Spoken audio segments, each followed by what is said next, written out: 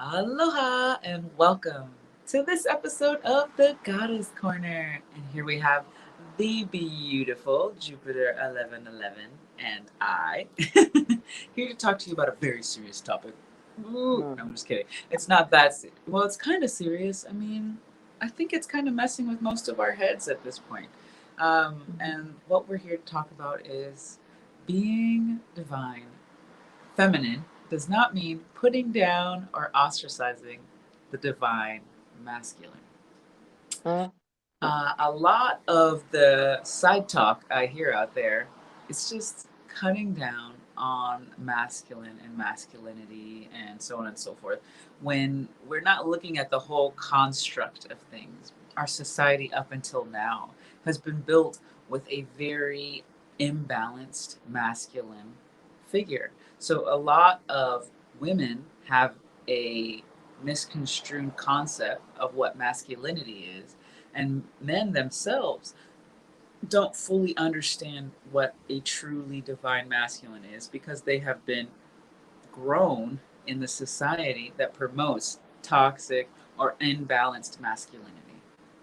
Mhm. And so here we want to kind of unveil what true femininity is. And even just coming into the realm of divine language, right? To be just that. It's not to sit there and talk smack for 45 minutes, or wanting to hear, basically wanting to hear you right, wanting to hear this justification, which is another form of toxic, imbalanced masculinity within the individual, right? Um, or imbalanced femininity within the individual. There is a whole wave, a new paradigm. If you watch these new children coming out, if you even just look at what's happening in terms of sexuality and the spectrum of sexuality, people are now opening and broadening their concepts of what masculine is and what feminine is and what it means to be, feminine in a masculine body and what it means to be masculine in a feminine body. And so as we come into balance within ourselves, the key is to say, is this person that is coming toward me out of their balance or out of my balance and what I understand as reality, right? Mhm. Um, I mean, we can pull up some scenarios. Let's try um, dating, right? Dating. So, who should ask who first? I hear from a few older, lonely women. I'm just going to put that out there. They want to be dating. They say, I want to date. But then they say, but I'm not going to speak to a male. They need to come to me first. Well, if you're never going to speak to a male, how are you ever going to get a date? And then if you do speak to them and then they didn't say all the things you wanted them to say, or they're not calling you on the way that you want them to call them, what century are you living in terms of their masculinity, right? Where are you in terms of your femininity? As far as I know, um, a female is very energetic, is very magnetic, and they pull in this energy. So I can understand wanting to wait for a phone call or wanting them to show interest in you. But at the same time, you need to give them an inkling that you're interested in them, Mhm. right? Like, There's a lot of different ways to do that very easily. Getting eye contact and holding it for a few seconds and then looking away. Eye contact for a few seconds and then smiling at them and then looking away. It's like you have to give them the come hither sign, going on an app and making yourself available and answering them when they say hi and then having the conversation back, hi. And some people are not groomed for um, having good conversational skills. So you might have to just have the questions to prompt the conversation to go. That's in the dating 101. You have to act a little bit like a millennial, like use the apps, use the emojis to express your feelings. heart eyes. Be be cute, be cutesy. One thing that I told somebody, he asked me something, and then he said, "Just kidding," but he wasn't just kidding. So I said, my response to him was, "Oh, my future self says maybe wink." And then he's like, "Oh, that was cute." He's like, "Oh, I like that, right?" So it's like, sometimes, even having, so what was that, right? I was in my feminine and in my masculine. I was being very cute and open, like, oh, I'm receiving what you have to say. I'm kind of in agreement with it, but not now. I don't know you like that. So instead of like going off on the guy, like, how dare you, even, then put JK because he's not really kidding, but he wants to kind of test the waters. Then how do you express that? You stay open and feminine and cute, but very like, no, Boundaries, right? That's that's the my boundary. So I actually use that kind of phraseology.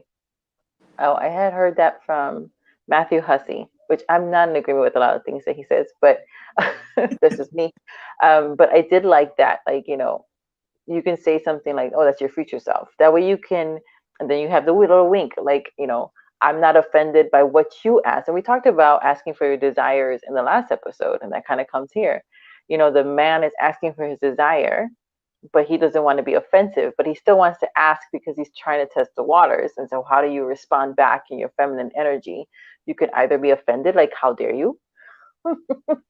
And then you get offended, right? It's off, it's ended, it's done. And then you're like, why did he ghost me? Because of the way we responded.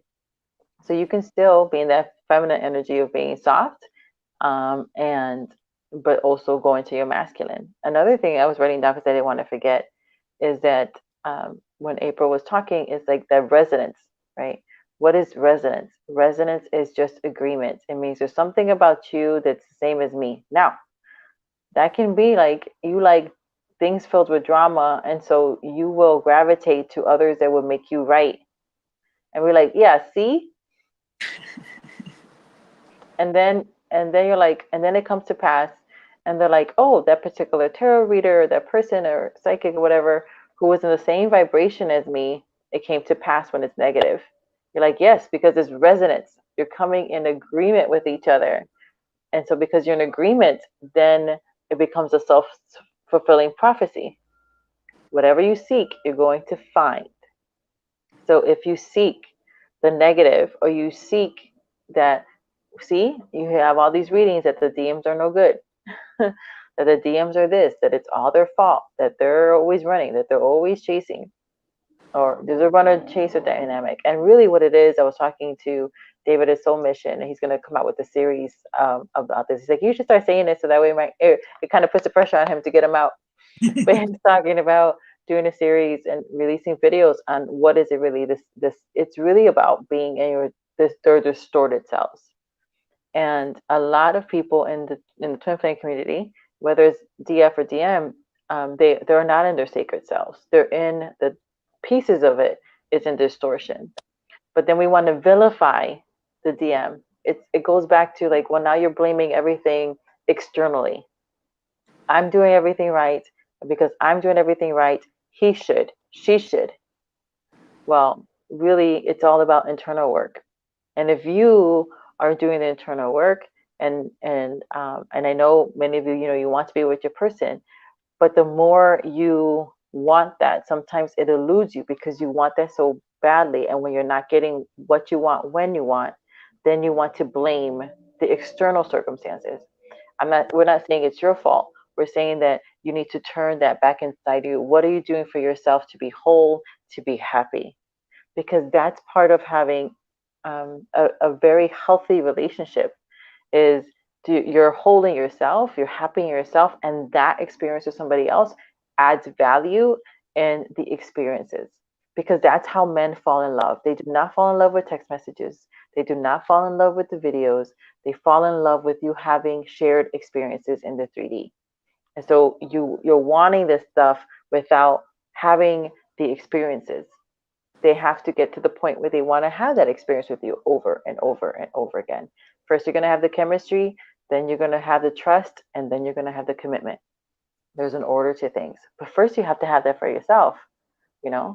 How are you feeling good and sexy and like open about yourself? And another thing I wrote was, you're never going to have what you speak against. So while you are speaking against your person, or who you believe is a person, or the person that you want, whether you're a TF or not, it doesn't matter. If you're always like, it's their fault, it's external, now you have to recognize, why am I really doing that? Why do I need that external validation? What is it about them not performing to my standards that makes me not want to take responsibility for the parts that I'm playing?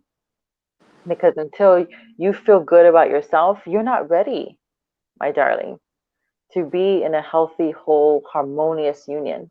Because if you get the person you want and you're not ready, what you're doing is now you're pulling them out of their space to be in your space. And then, that's why there's in and out. That's why there's arguments. That's why it's not harmonious. You're like, yeah, I love you too. Love is not enough. My ex-husband adored me. He loved me until physically until the day that he died. I was the love of his life. That was not enough because he didn't love himself. So he couldn't love me properly, no matter how much he adored me. And that man loved me with every fiber, but he also almost hated himself with that equal amount. And because he couldn't love himself, he could not treat me properly. Not because he didn't want to, but because he couldn't. Because he couldn't push past his own pain and being able to do the work within himself. Because it was always external. It was always everybody else's fault. It was always other things that was making him do things or pushing him in a place to react that way. So we have to really just check ourselves. If this is what we want, what are we willing to do to get the kind of experiences that we want? And it all starts with us. How are we loving ourselves? Where are our triggers? Why are we being triggered? What is it that we're really seeking after? Are we And trying to get that acceptance and love from somebody else? and it's not always the because the aiming, we're aiming at our highest self. We're aiming at a more perfect us. And I say more perfect because there is no true perfect. Perfect is a placeholder, just like normal is a placeholder, just like, you know. And we know when things are and aren't. So a couple things that kind of flew in. Watch the company you keep. Don't always speak your manifestations because the company you keep may be for or may secretly or not so secretly be against you.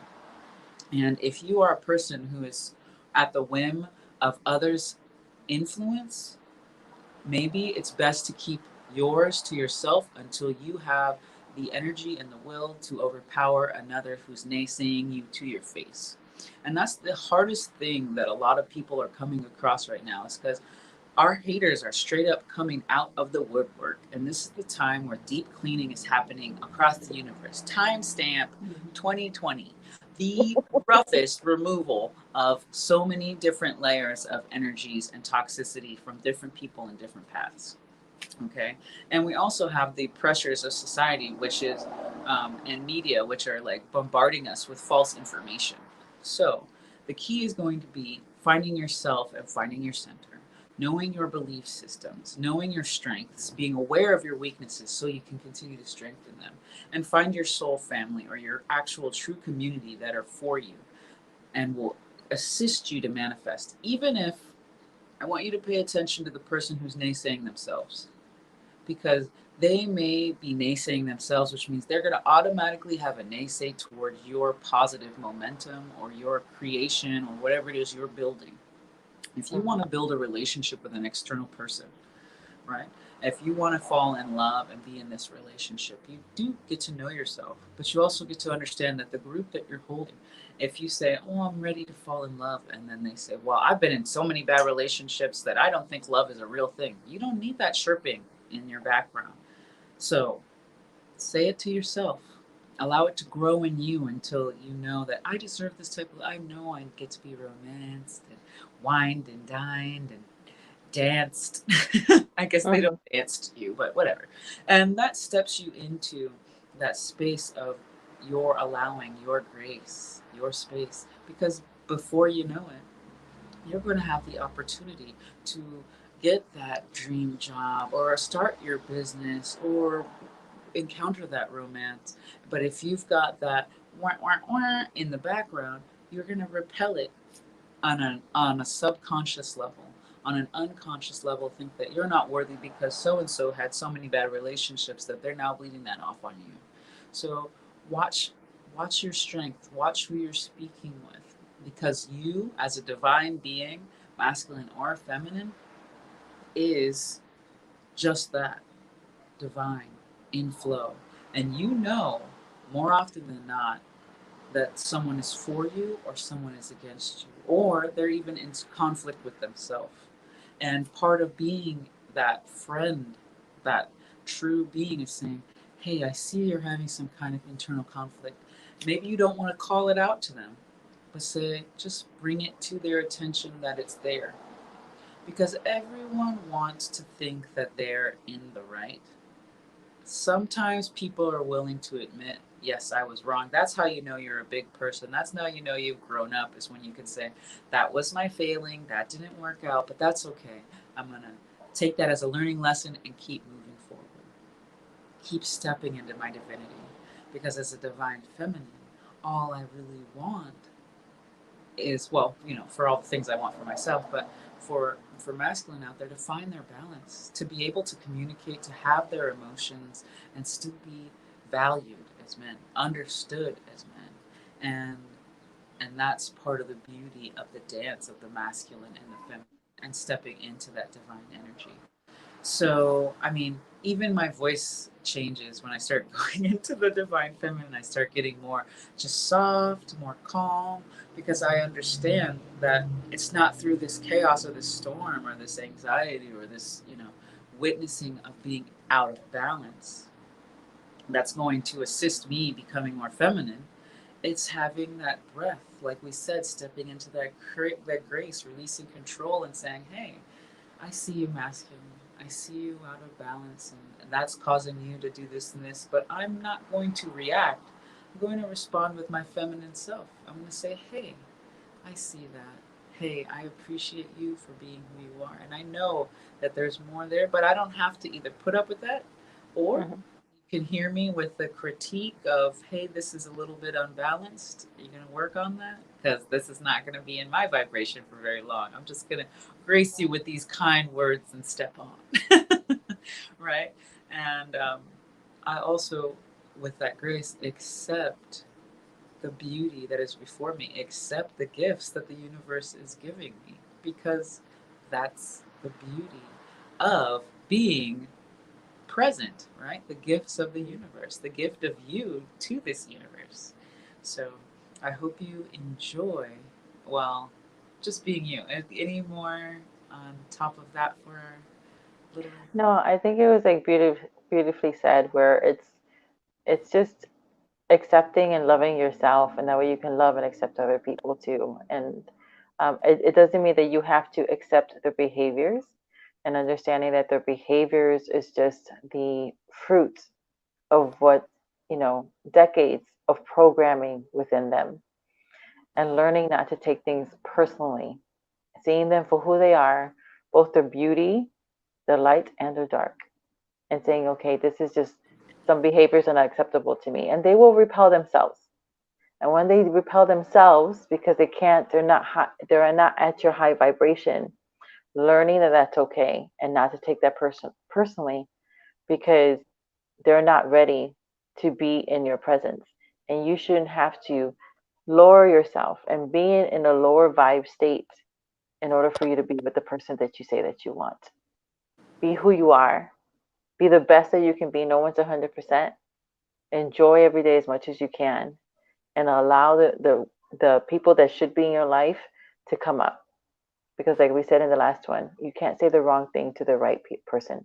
And that includes any kind of relationships that you're in. Yes, that reminds me. Um, it's okay if you're out processing, right? If you find yourself in a vibration that's uncomfortable, that's making you lash out, just mention it, right? Because you can't say the wrong thing to the right person. I am in this state. This is where I'm coming from right now. I apologize if I'm offending you, but this is just where I'm at, and I really want to shift out of this. I know that this is uncomfortable for me, so it's got to be uncomfortable for you too. But please know that I care about you. I love you, and we're here. We're in it to win it together. So thank you for Mm-hmm. being, and just doing that simple little bit of acknowledgement. I'm not saying stick there, and stay in that abusive pattern. I'm just saying acknowledge it and share that you're acknowledging it with others, so that we can feel like we're moving forward together. Mm-hmm. That's awesome. Well, we love you very much. Thank you so much for hanging out with us in the Goddess Corner. We do these episodes at least we're trying to do them at least twice a week. Have videos out for you because we love you so much, and we want to make sure to just provide you different topics so we can empower you. We want you to be free because we know that you're when your soul prospers. What it says, the good book says, you will prosper and be in health when your soul prospers. And so this is part of your soul prosperity because we want you to have every good and perfect thing that has been laid out for you already before the foundation of the world. We love you very much. Until next time, which will be very, very soon. Have a good rest of your week. Bye now. Aloha.